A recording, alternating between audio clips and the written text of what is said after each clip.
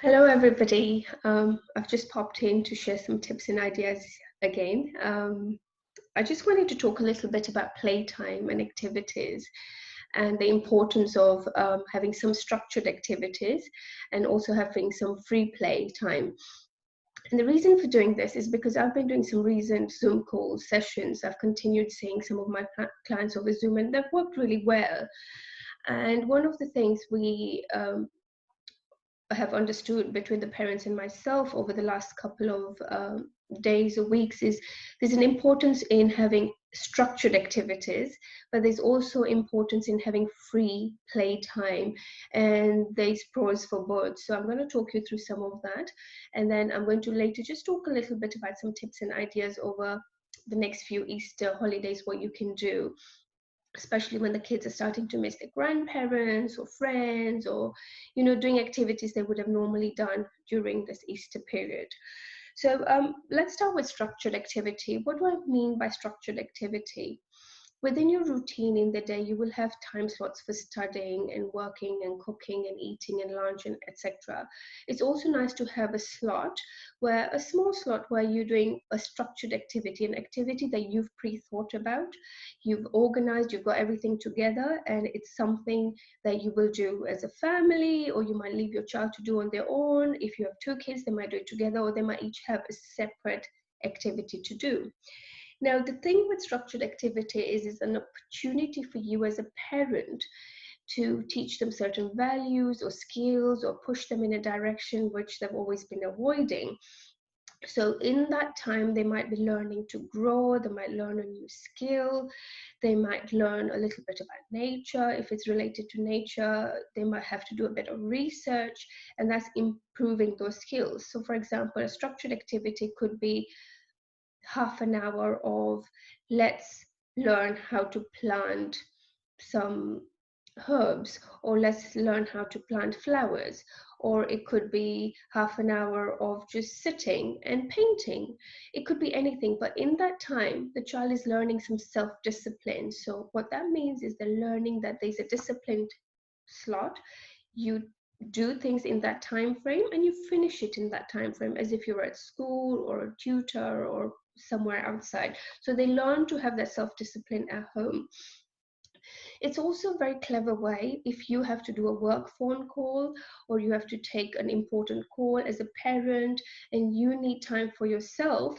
You can organize a structured activity where they can manage, and you will then be on your phone or doing whatever you have to do, your cooking, your cleaning, a time away, or you might be having time to yourself, but that gives you time away from the kids as well. So structured activities has a few positives like that.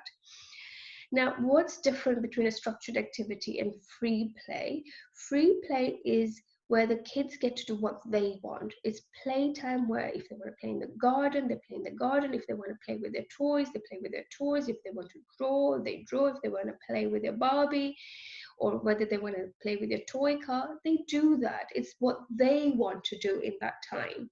It's not about you saying, no, you must do this in your free playtime. You must learn how to jump properly. It's not about that. It's really about letting them be free. And the beauty of this is it opens up their imagination. It gets them thinking. It gets them more creative. And when they do something they've enjoyed and you praise them for it, then they feel good about themselves. It helps them feel good. It builds the self-esteem because they came up with an activity, they came up with an idea. So I think that's really good. The other reason why free play is good is also uh, teaches them some self-regulation, because they might get hurt in that moment, or they might fight or squabble with each other, or it might not go to plan. But how do they learn to manage that emotion? How do they learn to come out of that situation? So free play normally helps a child think, have some solutions. If it doesn't work, if they fail, how can they do it? Because they're not being supervised, they can manage this on their own, and it's quite nice to have that. So I think it's nice to have both structured activities and some free play.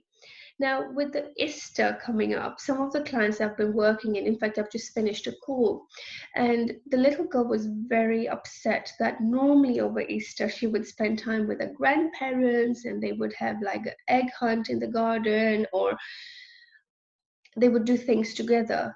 Now, she wasn't complaining that she's not going to be able to do the egg hunt. She was complaining about actually physically being present with her grandparents.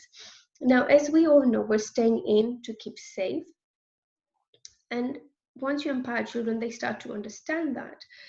But what you could do, and I think this works really well, and a couple of my clients have tried this already, is you're doing activities online with the other family member. So for example, for this girl, what we suggested is they do Easter on Zoom, right? So what would they normally do during Zoom? So she talked about how they would normally have pancakes for breakfast.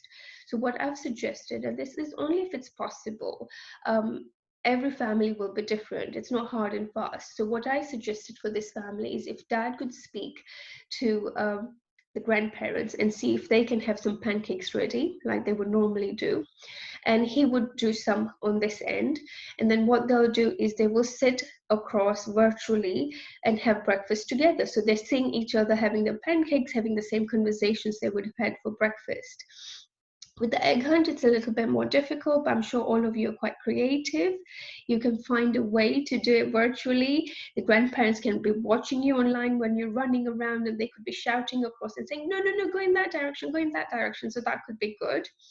You could do your spoon race, and the grandparents can egg you on and, you know, cheer you up. So I think there's a lot of ways we can get creative with the technology we've got. So I would really suggest that when a child is feeling lonely, or when you are feeling lonely as a parent, organize some activity. There's a lot of like pub quizzes going on around. I know there's Bollywood quizzes going on around in Professional Asian or Facebook group. There's a lot of different things happening right now that you can join in as an adult and still have that social experience. And for the children, organize it. You know, if you would normally spend a Sunday with a few aunts and uncles, and get all of you on Zoom and do that thing together, eat together at that time. It doesn't just have to be about a phone call or just talking, how are you, how was your day, what are you going to do, but actually do the activity. You might pray together, you might do some songs together, you might, you know, celebrate a birthday, let there be a cake on one end and the other one's blowing and you're all clapping and things like that. So I think we just have to get a bit creative, but that will help especially the children feeling lonely and missing the physical presence. I hope you find this video useful.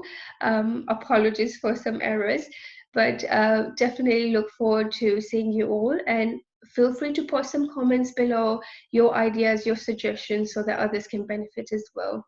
Have a great Easter, and I'll see you soon. Take care.